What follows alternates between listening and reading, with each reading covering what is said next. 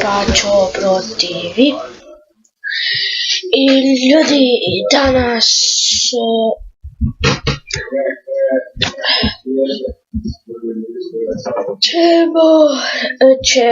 ja ću vam reći, uglavnom, ovaj video će se zvati što gejmeri rade na raspustu. Biće 5 od 10 stvari i vi ćete to vidjeti. Prvo,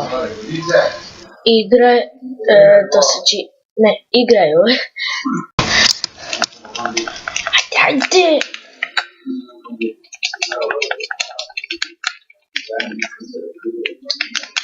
Da se više sagni. Napred. I gol! Yes! To! Neymar.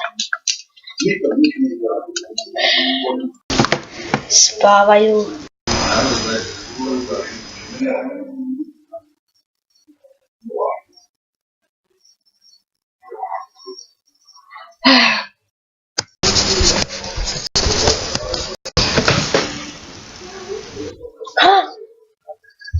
A da, to je bilo to. Treća stvar. Samo se dosađivaju. Idemo gledati Epija. Da idemo gledati nekog dana. Ne. Da idemo na...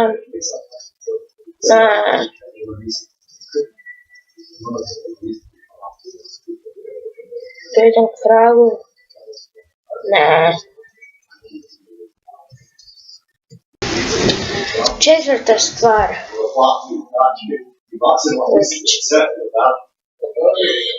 Nemam pojma kaj da radim. Gleda ovako.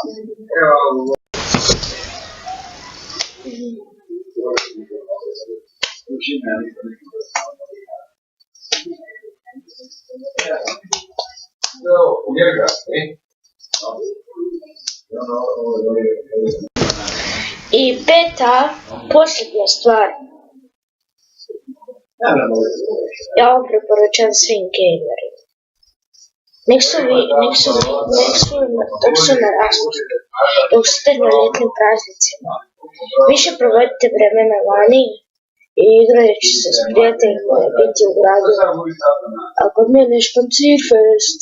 Ok, ali i dolazite na špancirfest u Varaždinu. Već je pošao traj do nedelje. I dođite na špancirfest i puno se zabavite. Ja ovo preporučam svim gejmerima. Dok su na raspustu, barem jedan put na tjedan snime jedan klip, a ostalo nek se samo opuštaju, a dok bude imali vremena, onda nek snimaju bude klipove. Ja vam tako preporučam svim gejmerima. Vi radite kako vi hoćete.